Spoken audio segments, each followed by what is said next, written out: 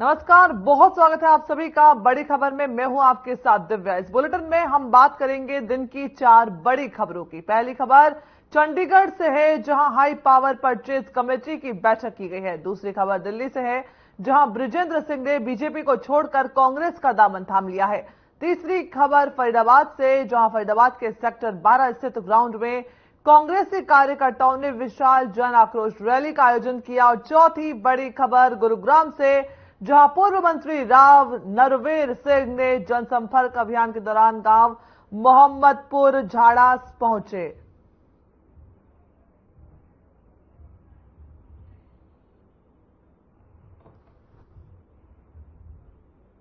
ये बड़ी खबर टीवी स्क्रीन पर आपको दिखा रहे हैं, जहां पर हाई पावर परचेज कमेटी की हरियाणा की बैठक की तस्वीर।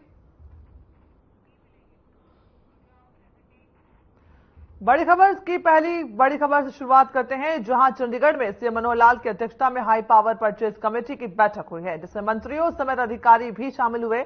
इस बैठक में कई अहम मुद्दों पर चर्चा की गई है, साथ ही कई फैसलों पर भी सहमति बनाई गई है।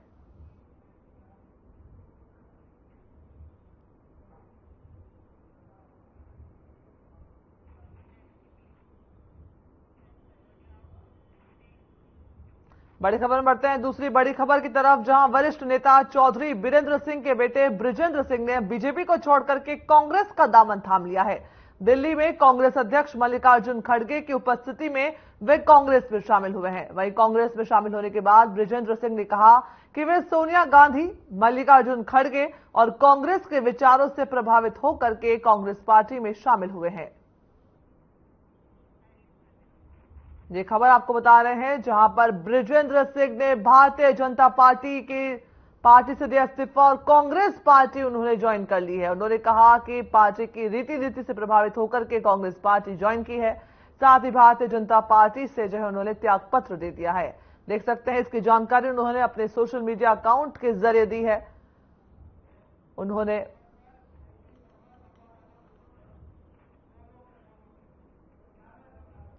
और इसी खबर पर ज्यादा जानकारी के लिए हमारे साथ ओपी शर्मा संवाददाता जुड़ गए हैं। ओपी, बृजेंद्र सिंह ने कांग्रेस पार्टी ज्वाइन कर ली है, भारतीय जनता पार्टी को एक बड़ा झटका लगा है। क्या अपडेट आपको मिल रही है इसको लेकर? बृजेंद्र सिंह का हिसार से वर्तमान में सांसद हैं, जो उनका पार्टी को छोड़कर कांग्रेस में जाना कहीं ना कहीं बीजेपी के लिए एक झटका जरूर है। जो चुनावी समर में वो 10 की 10 लोकसभा सीटें जीतने की वो जो चाह रहे हैं हरियाणा की एक वाकई से, तो उस मुहिम के हिसाब से वाकई में झटका है। लेकिन अगर बृजेंद्र सिंह के परिवार की बात करें, पिता वीरेंद्र सिंह की बात करें, तो वो वरिष्ठ कांग्रेसी नेता रहे थे और 2017 के अंदर जो है वो भारतीय जनता पार्टी में शामिल हुए थे और उसके बाद उनको केंद्रीय कृषि मंत्री, केंद्रीय इस्पात मंत्री भी जो है बनाया गया था। और 2019 के चुनाव में जहां बृजेंद्र सिंह को हिसार लोकसभा दिया गया था, उसके बाद बृजेंद्र सिंह की पत्नी को उचाना विधानसभा से भी टिकट दिया गया था। और एक वक्त ऐसा था कि बृजेंद्र सिंह को भारतीय जनता पार्टी ने राज्यसभा में भेजा था। उनकी पत्नी जो है वो विधानसभा में भाजपा की जो सदस्य थी, और लेकिन और उनके बेटे जो है वो थे सांसद हिसार से थे। तो काफी अच्छा कुछ चल रहा था। लेकिन इसके बाद 2024 में बृजेंद्र सिंह या उनके परिवार को लगा होगा कि शायद इस बार उनकी टिकट जो है कटनी तय है, तो उसी के चलते वो कहीं ना कहीं जो भारतीय जनता पार्टी का उन्होंने दामन थाम लिया। हालांकि उनके पिता जो चौधरी वीरेंद्र सिंह डुमरखा हैं, वो अभी तक जो है वो कांग्रेस में शामिल नहीं हुए। बताया जा रहा है कि 23 मार्च को चौधरी वीरेंद्र सिंह का जन्मदिन है और इस मौके पर शायद वो कोई बड़ा प्रोग्राम करेंगे, जिसमें कांग्रेस पूर्व अध्यक्ष सोनिया गांधी या फिर राहुल गांधी या प्रियंका गांधी जैसा कोई बड़ा चेहरा उस कार्यक्रम में शामिल होगा। उसमें ही वो कहीं ना कहीं कोई फैसला लेंगे।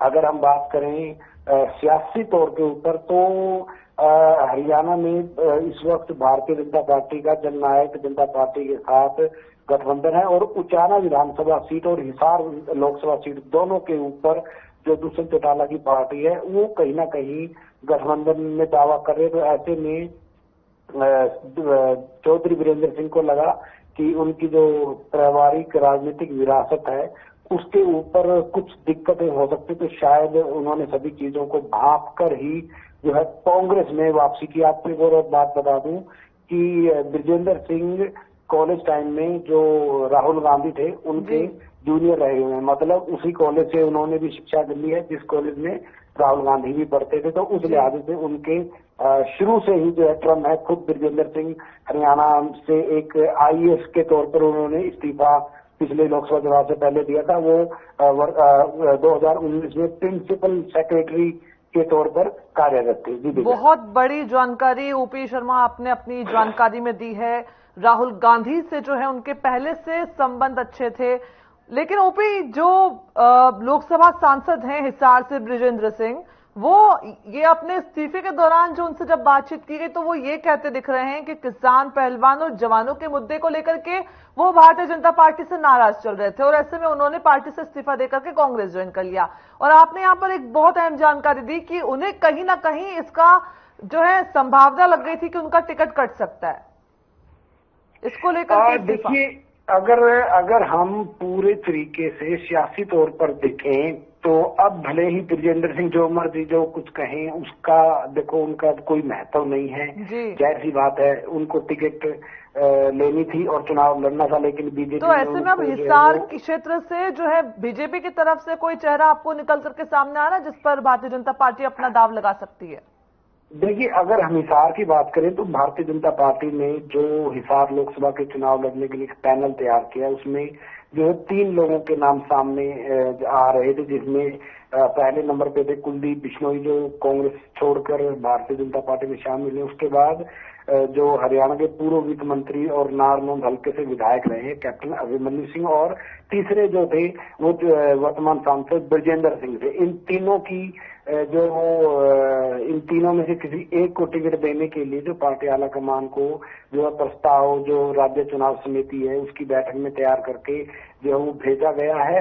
बहरहाल अब जब ब्रजेंद्र सिंह खुद ही भारतीय जनता पार्टी के खेलने से मैदान से हट गए हैं तो अब कह सकते हैं कि कुलदीप बिश्नोई और जो पूर्व वित्त मंत्री कैप्टन अभिमन्यु है वो 2 ही दावेदार बचे हैं। और इनमें से भी बात करें तो कुलदीप बिश्नोई एक जी बिल्कुल हिसार लोकसभा से वर्तमान सांसद ब्रिजेंद्र सिंह ने जो इस्तीफा दे दिया है कांग्रेस पार्टी, उन्होंने ज्वाइन कर ली है और अब कुलदीप बिश्नोई और अभिमन्यु सिंह के नाम पर जो है चर्चाएं तेज हो गई कि क्या इन्हें अब टिकट मिल सकता है। कहीं ना कहीं टिकट कटने की इन्हें अंदेशा था और इसको लेकर के इन्होंने जो है भारतीय जनता पार्टी से रिजाइन किया और कांग्रेस पार्टी ज्वाइन कर ली है। बहुत शुक्रिया ओपी इस बड़ी खबर में चर्चा के दौरान हमारे साथ जुड़ने के लिए आपका। बड़ी खबर में रुक कर लेते हैं दूसरी बड़ी खबर का, जहां दूसरी बड़ी खबर फरीदाबाद के सेक्टर 12 से है, जहां पर ग्राउंड में कांग्रेस के कार्यकर्ताओं ने विशाल जन आक्रोश रैली का आयोजन किया है। इस मौके पर कार्यक्रम में मुख्य अतिथि के रूप में कांग्रेस के पूर्व मुख्यमंत्री भूपेंद्र सिंह हुड्डा, राज्यसभा सांसद दीपेंद्र हुड्डा, प्रदेश अध्यक्ष उदय भान सहित फरीदाबाद लोकसभा के सभी नेता और कार्यकर्ता मौजूद रहे। इस मौके पर लोगों को संबोधित करते हुए दीपेंद्र सिंह हुड्डा ने प्रदेश की गठबंधन सरकार पर चुटकी ली और कहा कि विधानसभा चुनाव से पहले एक पार्टी कहती थी 75 पर तो वहीं दूसरी पार्टी कहती थी जमुना पार, और चुनाव नतीजा आने के बाद दोनों साथी बन गए। हुड्डा ने कहा कि प्रदेश में भ्रष्टाचार चरम पर है, चाहे शराब घोटाला हो या फिर फरीदाबाद के निगम का 200 करोड़ का घोटाला हो, कोई भी पार्टी पीछे नहीं है। अब हरियाणा प्रदेश के लोग बदलाव चाहते हैं। वहीं दीपेंद्र हुड्डा ने 2024 में कांग्रेस की सरकार बनने का भी दावा किया है।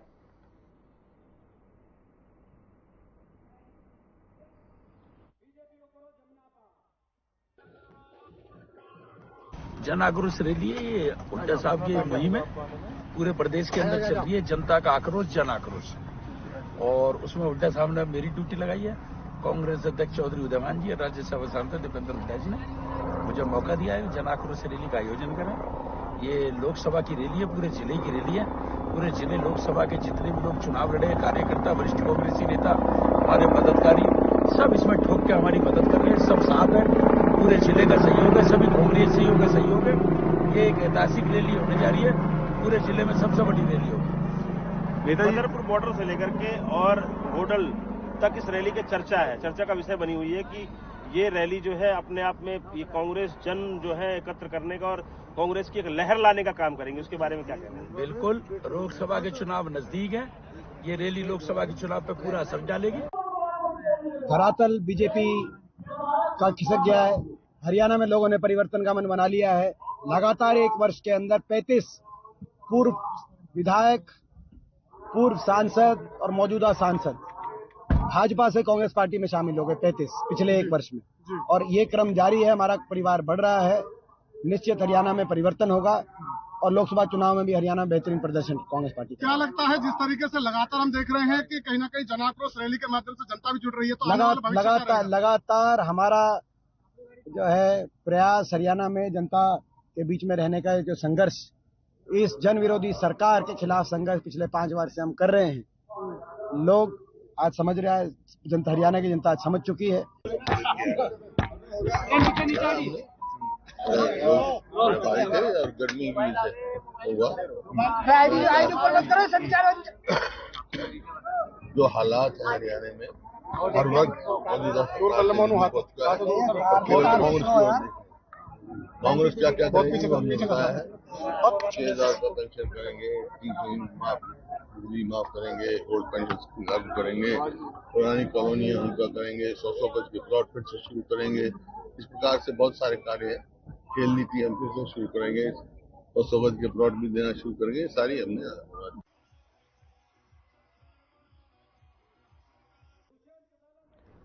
और इस खबर पर ज्यादा जानकारी के लिए हमारे साथ संवाददाता मोनू पांचाल जुड़ गए हैं। मोनू पांचाल जी, फरीदाबाद के सेक्टर 12 में कांग्रेस ने विशाल जन आक्रोश रैली निकाली, क्या कुछ अपडेट इसको लेकर आपको मिल रही है? जितने देखिए, फरीदाबाद में जिस तरीके से जन सैलाब की जो जन आक्रोश रैली है, ये इस रैली का आयोजन जो है लखन सिंगला ने, फरीदाबाद से ओल्ड जो है पूर्व प्रत्याशी रहे हैं, उन्होंने जो है इस रैली का आयोजन किया। और इस रैली में देखा जाए तो काफी तादाद में लोग जो है भीड़ यहाँ पर जुटती हुई नजर आई। और साथ ही साथ जिस तरीके से तमाम नेता यहाँ पर पहुंचे, चाहे वो जो पूर्व विधायक रहे हो, चाहे वो मौजूदा विधायक नीरज शर्मा हो, तमाम जो नेता है वो यहाँ, और उसके साथ साथ ही हरियाणा प्रदेश अध्यक्ष जो है उद्धव भी यहाँ पर मौजूद रहे, दीपेंद्र हुड्डा यहाँ पर मौजूद रहे, और साथ ही पूर्व मुख्यमंत्री भूपेंद्र सिंह हुड्डा वो भी मौजूद रहे। तो सभी ने जो है इस रैली को जो संबोधित करा। और जिस तरीके से जन आक्रोश रैली का नाम जो दिया गया है, वो आक्रोश यहाँ पर देखने को मिला, क्योंकि जिस तरीके से भूपेंद्र सिंह हुड्डा ने और चाहे वो दीपेंद्र हुड्डा ने तमाम जो है बीजेपी पर तंज करते हुए नजर आए, क्योंकि तमाम जिस तरीके से कहा कि पहलवान और किसानों के बीच में जिस तरीके से लड़ाई हो रही है, सरकार को लेकर, सरकार और पहलवान और किसानों के बीच में हो रही, तो वो उस तरीके का कोई फैसला सामने नहीं आता। और कहीं ना कहीं जिस तरीके से लगातार जो शोषण जनता के साथ जो है बीजेपी कर रही है, तो उसका जो है वो यहाँ पर असर देखने को मिला। और उसके साथ ही मैं आपको बता दूं दिव्या, इसके साथ साथ तमाम नेताओं ने भी यहाँ पर जो है बीजेपी पर तंज करते हुए कहा कि जिस तरीके से फरीदाबाद से जो दिल्ली से बदरपुर बॉर्डर से बल्लभगढ़ तक की जो मेट्रो है, इसका भी जो देन थी वो भूपेंद्र सिंह हुड्डा थी। और इसके साथ ही जिस तरीके से बीजेपी ने घोषणा की है कि पलवल तक मेट्रो जाएगी, उसके बाद भी अभी तक एक भी कोई ईंट नहीं रखी गई है। उसके साथ साथ 200 करोड़ का घोटाला भी यहाँ पर उठाया। और सबसे बड़ी बात दिग्गज, जिस तरीके से इलेक्शन से पहले जिस तरीके से वीरेंद्र जो है सिरसा से जो सांसद थे, उन्होंने जो है बीजेपी को छोड़ करके और कांग्रेस का दामन जो थामा है, तो कहीं ना कहीं कांग्रेस का कुनबा भी बढ़ता हुआ नजर आ रहा है। जी बिल्कुल मोनू, आपने जानकारी दी कि इस साल लोकसभा से सांसद बृजेंद्र सिंह ने कांग्रेस पार्टी ज्वाइन कर ली है, बीजेपी से उन्होंने रिजाइन कर दिया है। और अभी हम दीपेंद्र सिंह हुड्डा को भी सुन रहे थे, उन्होंने भी यही कहा कि कई जो बीजेपी के कार्यकर्ता हैं वो बीजेपी से रिजाइन कर करके कांग्रेस में आए हैं। ऐसे में कांग्रेस का कुनबा जो है लगातार बढ़ता हुआ दिख रहा है। कांग्रेस भी जो है चुनावों को लेकर के एकदम कमर कसते हुए दिखाई दे रही है मैदान में। जी बिल्कुल दिव्या, देखिए जिस तरीके से लगातार जिस तरीके से लोग जो इस्तीफा दे करके बीजेपी से छोड़ करके जो है कांग्रेस का जो दामन थाम रहे, तो कहीं ना कहीं कांग्रेस भी अब जो है मजबूत होती हुई दिखाई दे रही है। उसके साथ साथ जिस तरीके से 400 पार का जो नारा बीजेपी देती है, तो उसको लेकर भी यहाँ पर जो है तंज कसते हुए यहाँ पर नजर आए। दीपेंद्र हुड्डा ने कहा कि हमने जो है 7,000 जो है पेंशन बुढ़ापा, उसका नारा हम दे रहे हैं, लोगों को रोजगार देने का काम हम यहाँ पर करेंगे, वो नारा हम दे रहे हैं। तो इस तरीके के नारे जो है वो यहाँ पर देते हुए कांग्रेस के नेता दिखाई दे रहे हैं। तो इसका कितना खामियाजा बीजेपी को भुगतना पड़ सकता है? देखिए जिस तरीके से जो अभी तक तो जो कांग्रेस की बात की जाए तो कांग्रेस जो है पूरा दमखम भरती हुई नजर आ रही है और वो साफ तौर पर कह रही है कि पूरी तरीके से जो है वो लोकसभा भी जो चुनाव है हरियाणा की 10 सीट है वो जीत कर रहेंगे। और उसके साथ ही बात की जाए तो हरियाणा में जिस तरीके से विधानसभा चुनाव होंगे तो वो भी सरकार बनाएंगे। तो इस तरीके के यहाँ पर जो है दावा जो है वो करते हुए नजर आ रहा है। लेकिन जिस तरीके से लगातार कांग्रेस का दामन छोड़ करके और कहीं ना कहीं कांग्रेस का दामन जो थामने का काम करे तो कहीं ना कहीं बीजेपी को एक बड़ा झटका यहाँ पर लगता हुआ दिखाई दे रहा है। दिव्या जी बिल्कुल, बहुत आपने बड़ी जानकारी दी है कि बीजेपी को कहीं ना कहीं झटका लगने की उम्मीद जो है दिखाई दे रही है, क्योंकि वर्तमान जो सांसद है उनके वो कांग्रेस में चले गए हैं। जानना चाहेंगे कि आज विशाल जन आक्रोश रैली में मुख्यमंत्री जो है पूर्व मुख्यमंत्री भूपेंद्र सिंह हुड्डा भी मौजूद थे, क्या कुछ उन्होंने कहा, किन बातों को लेकर के उन्होंने निशाना साधा है? देखिए दिव्या बात की जाए तो जो है भूपेंद्र सिंह हुड्डा ने भी जो है यहाँ पर जो है निशाना साधते हुए कहा कि जिस तरीके से किसान और पहलवानों के बीच में जिस तरीके से बीजेपी का जो झगड़ा रहा है, चाहे वो किसानों को लेकर के कहें चाहे वो पहलवानों को लेकर के कहें, उसके साथ साथ जिस तरीके से बात की जाए तो मझावली वाला पुल सबसे बड़ा मुद्दा यहाँ पर रहा, क्योंकि मझावली पुल को लेकर के जिस तरीके से दावे किए जा रहे थे कि लोगों को आवागमन में नोएडा से जोड़ने, यूपी से जोड़ने की बात यहाँ पर की गई, तो वो यहाँ पर साफ तौर पर यहाँ पर ये बात उठाते हुए नजर आए कि अभी तक मझावली वाला पुल भी बनने की तो चलने की तो दूर की बात है, लेकिन अभी तक बनकर तैयार भी नहीं हुआ, इस तरीके से यहाँ पर कहते हुए नजर आए। उसके साथ साथ फरीदाबाद में जिस तरीके से 200 करोड़ का घोटाला जो यहाँ पर हुआ है उसको लेकर के भी यहाँ पर साफ तौर पर तंज करते हुए नजर आए और साथ साथ बेरोजगारी को लेकर के और महंगाई को लेकर के भी यहाँ पर तंज करते हुए नजर आए। तो तमाम बातों को लेकर के यहाँ पर जनता के बीच में जिस तरीके से लगातार जो बीजेपी पर लगातार आरोप लगाते हुए, चाहे वो महंगाई की बात हो चाहे वो बेरोजगारी की बात हो, तमाम चीजों को लेकर के यहाँ पर तंज करते हुए नजर आए। जी बिल्कुल मोनू, साथ ही बीजेपी जो है 400 पार का नारा दे रही है और चाहे प्रदेश सरकार हो चाहे केंद्र सरकार हो, अलग अलग जगह जो है वो अपना रैली निकाल रही हैं और जनता को संबोधित करते हुए वो सौगातें दे रही है। कांग्रेस की क्या कुछ धरातल पर अभी स्थिति दिख रही है, कितनी मजबूत हरियाणा में अभी कांग्रेस आपको दिखाई दे रही है?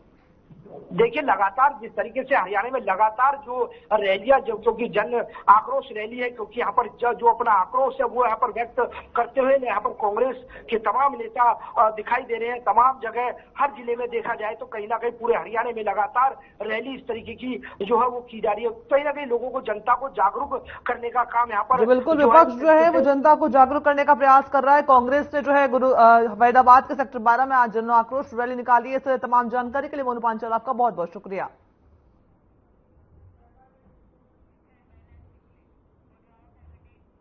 बड़ी खबर में अब तीसरी बड़ी खबर का रुख कर लेते हैं, जहां पूर्व मंत्री राव नरवीर सिंह ने जनसंपर्क अभियान के दौरान गांव मोहम्मदपुर झाड़ास पहुंचे, जहां पर उनका ढोल नगाड़ों के साथ स्वागत किया गया। इस मौके पर सैकड़ों ग्रामीणों ने, युवाओं ने राव नरवीर सिंह को फूल माला और पगड़ी पहनाकर उनका स्वागत किया और साथ ही सरपंच और कई पूर्व पार्षद भी जो है मौजूद रहे। वहीं पूर्व मंत्री राव नरवीर सिंह जनसंपर्क अभियान के दौरान लोगों को प्रधानमंत्री के कार्यक्रम का उन्होंने न्योता भी दिया और ग्रामीणों को संबोधित करते हुए गुरुग्राम, हिसार, सिरसा और रोहतक क्लस्टर प्रभारी और बीजेपी के वरिष्ठ नेता पूर्व मंत्री राव नरवीर सिंह ने कहा कि गुरुग्राम में नमो मनोज सरकार में विकास की बहुत परियोजनाओं पर काम हुआ है।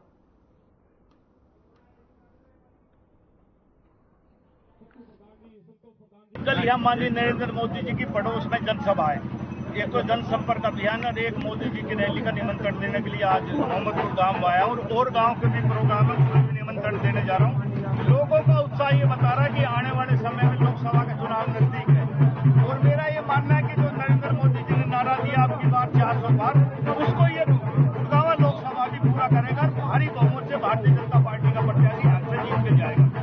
कितना फायदा मिलने वाला, क्योंकि हमारे गुड़गांव की तस्वीर और तकदीर बदलने जा रही है। बहुत पिछड़ा हुआ इलाका था, यहाँ जहाज बना है और गुड़गांव की कनेक्टिविटी सिर्फ दो थी दिल्ली के लिए, अभी तीसरी कनेक्टिविटी है और मेरा ये मानना है कि आवागमन में यहाँ से एयरपोर्ट जाने में सिर्फ 15 मिनट लगेंगे।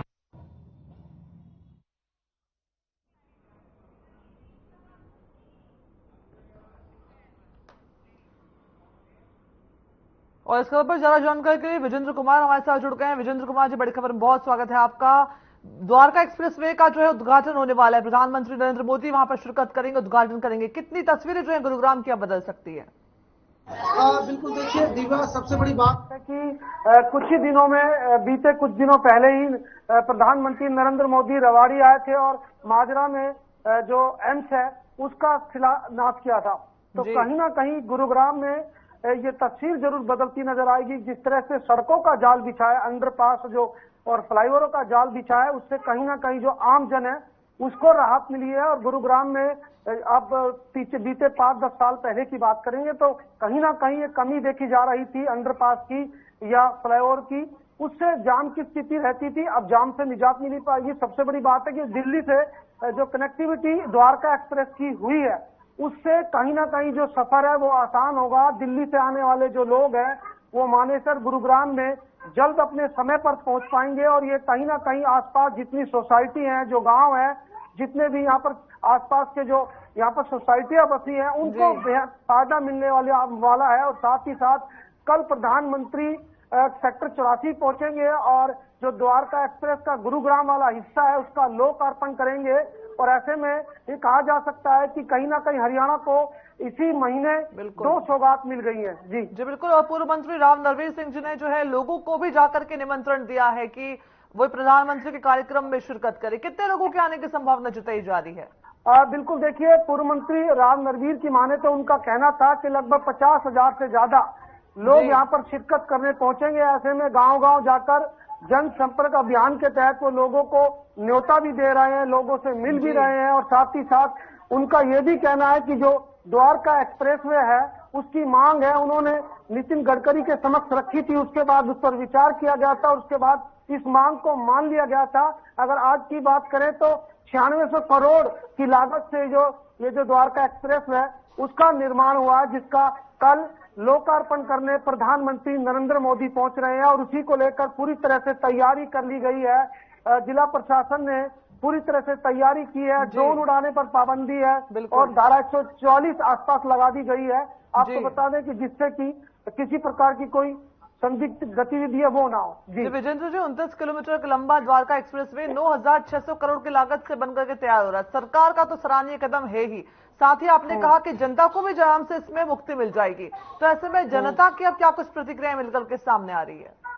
देखिए, फिलहाल जनता की बात करें, उस रोड से जिन सोसाइटियों की, जिन गाँव की, लगभग मैं आपको बता दूं कि दर्जनों भर गांव और सोसाइटी हैं जो उस द्वारका एक्सप्रेस के आसपास बसी है। और सबसे बड़ी बात है कि जो मानेसर है वो औद्योगिक क्षेत्र है और कहीं ना कहीं रोजगार के लिए दिल्ली से लोग आए दिन वहां पर जाना आना लोगों का रहता है। तो इससे काफी बेहतर फायदा होगा, व्यापार उद्योग और जगत को भी फायदा होने दिख रहा है। जी बिल्कुल। द्वारका एक्सप्रेसवे का जो है कल उद्घाटन होना है, प्रधानमंत्री नरेंद्र मोदी शिरकत करेंगे। सुरक्षा व्यवस्था को लेकर के पुख्ता इंतजाम हो गए हैं।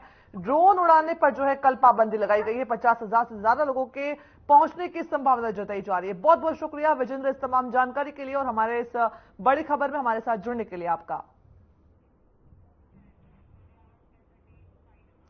बड़ी खबर का एक खास बुलेटिन देख रहे थे आप, इसमें फिलहाल इतना ही। मुझे दीजिए इजाजत, नमस्कार।